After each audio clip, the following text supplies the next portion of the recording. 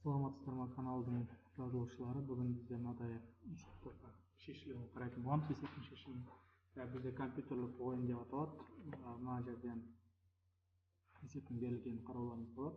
Мен есептің берілгеніне қысқаша тоқталып кетейін. Мысал бойынша бізде n платформа бар. Былайша айтқанда біздің персонажымыз бір платформадан келесі платформаға секіру керек.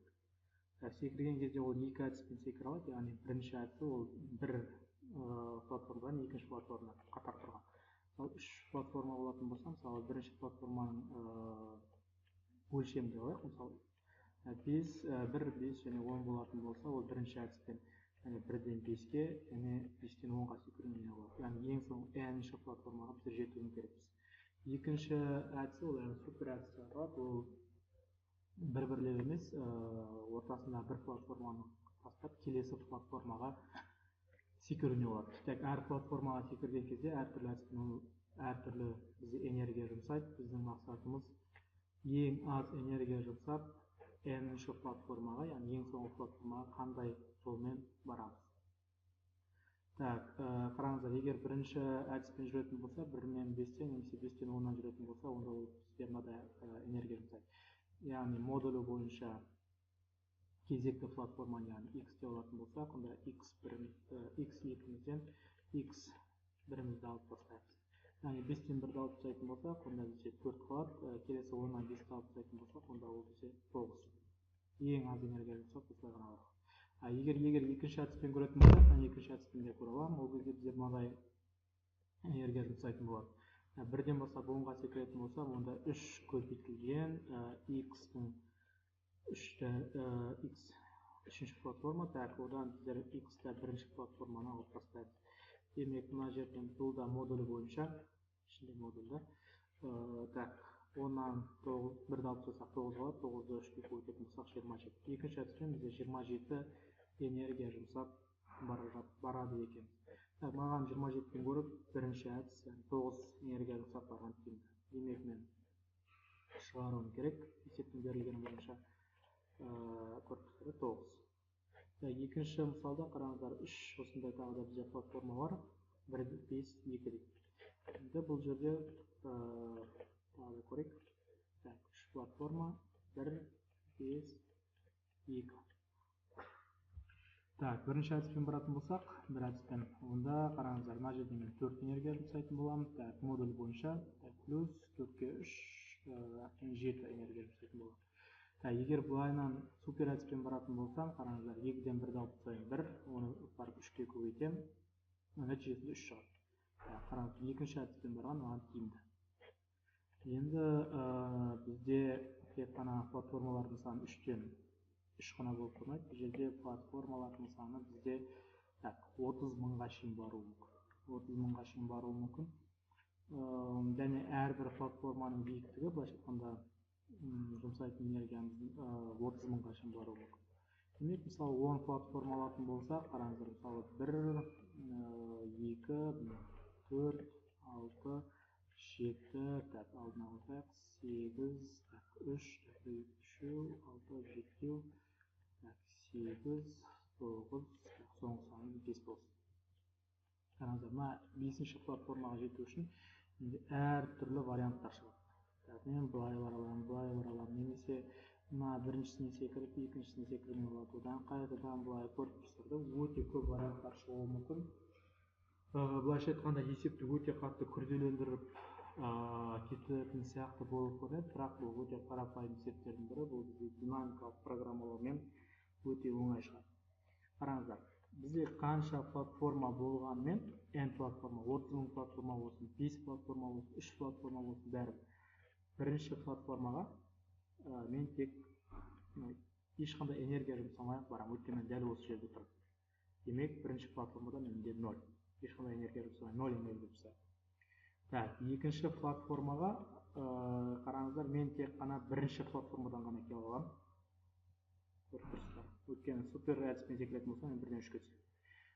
Екінші платформаға мен тек бір ғана әдіспен келе аламын, ол манағы бірінші әдісіміз, яғни 3-тен 9-ды алып тастап модулі бойынша шығарамын. Демек, 9-дан керісінше ала керек, 9-дан 3 болатын болса, бізде 6 шығады. Демек, мына жерде 6.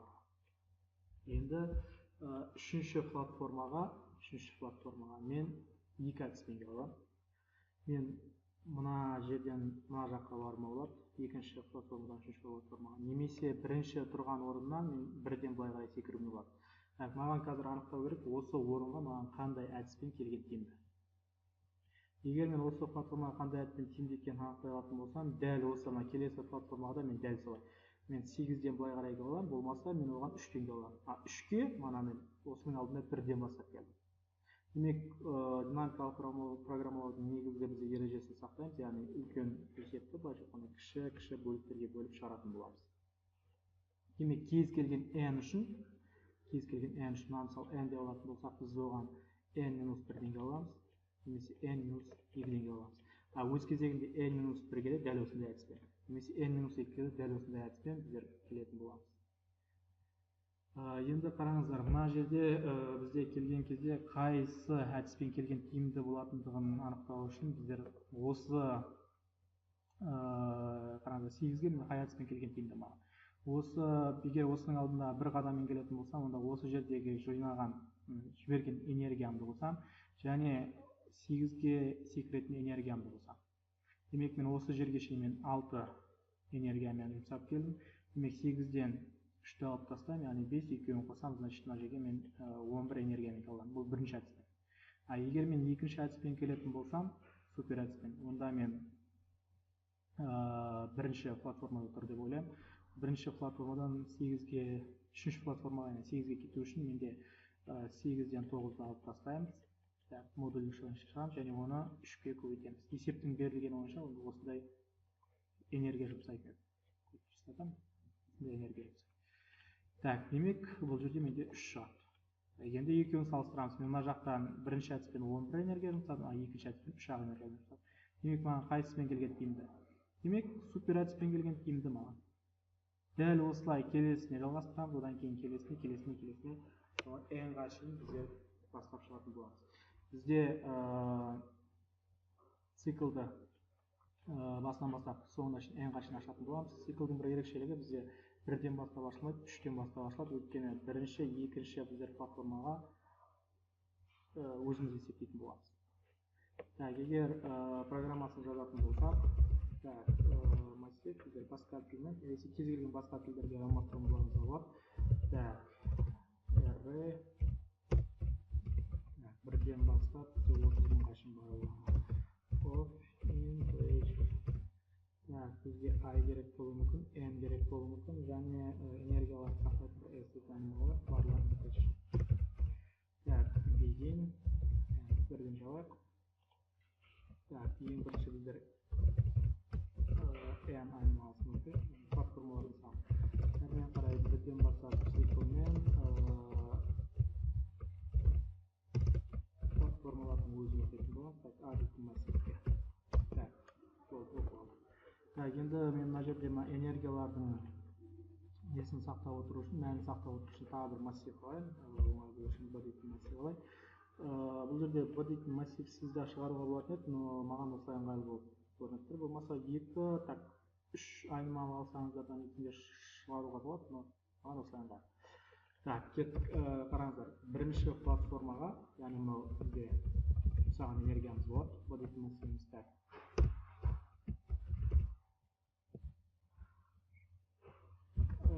Бірінші платформаға мен 0 әдіспен келе аламын. Екінші платформаға қараңыздар.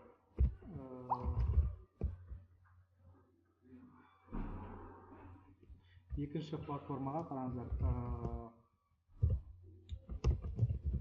Осы 2 минус A1 болады.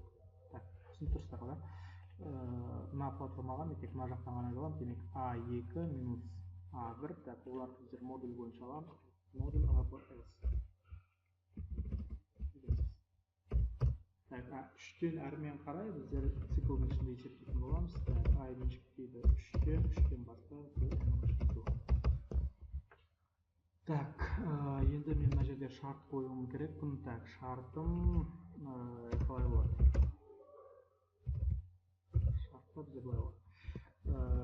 Қараңыздар. үшінші платформадан бастапты. Демек, үшінші платформаға мен екінші платформадан келгем. Так, демек, бұл қараңыздар, осының алдындағы тұрған платформа менде B2. Демек, I-1. I3 болатын болса, бір тапсырса 2 болады. Оған қосамыз осы платформаға жұмсаған шығынымызды, яғни I-A-I-2-ді, яғни секірген көздегі жұмсаған енергиясы. Так, бұны біздер модульдан шығарамыз, ABS. Так, келесі бұл егер кіші болатын болса, так, 9-3-8. Так, мына платформаны есептейін деп жатырмыз, қараңыздар. Осы платформада мен мына жерге бірінші әдіспен 6 ұпай жинап 6 энергия жұмсап келдім. Демек, 6 плюс 8-ден 9-ды алып тастайын, демек 1. Яғни 7 ұпай жинап. Егер осы 7 кіші болатын болса, неден? Мына жақтан былай секірген ұпайдан, яғни мына жақта менде 0 ұпай болып, 8-ден 9-ды алып тастап, оны 3-ке көбейтемін деген сөз. Демек, B минус I минус 2, яғни біріншісінде тұрмыз қазір. Так, оған қосамын ABS. Так, 3 көбейтілген. Так, мына жерде бұлайдан. Так, I минус 2. Үшінші платформаға, бірінші платформадан секіріп, және оның энергиясын 3-ке көбейтті. Және осыған дейінгі жіберген энергиямды қосам. Егер кіші болатын болса, яғни мынау мен арқылы тиімді болатын болса, онда менде I, яғни үшінші платформадағы энергия, онда тең болады. Так, мынаған тең болу керек, ол көтеріліспесек. Так, әдетте бір жақша қалып тұр, бұл жерде жақша. Әйтпесе, егер кіші немесе тең болатын болса, онда біздер екінші әдіспен кетеміз деп ойлаймыз. Так,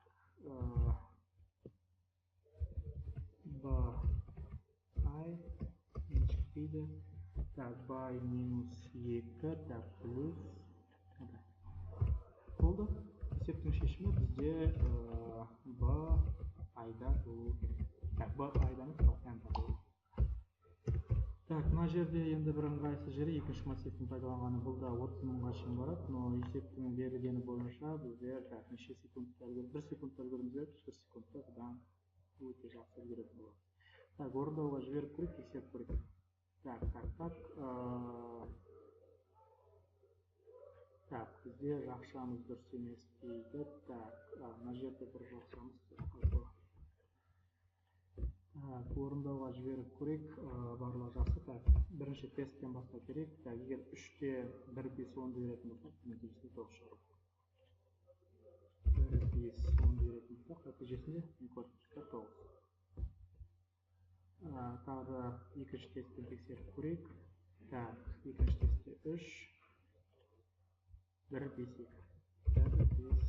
Так, мұнда бізде 5 шығып кетті. Так, бізде шығу керек, 3 шығу керек. Так, біздер бір нәрсені жасауды ұмыттық. Нені жасауды ұмыттық? Так, I-ге минус 2-ні алып тастаймыз, және мынаған қосамыз. Так, мына жерде мынадай қателік сияқты. Так, біздер 3-ге көбейтіп қана барып қосатын боламыз. Так, мына жерде де меніңше солай дұрыс сияқты. Мына жерде емес, мына жерден алайық.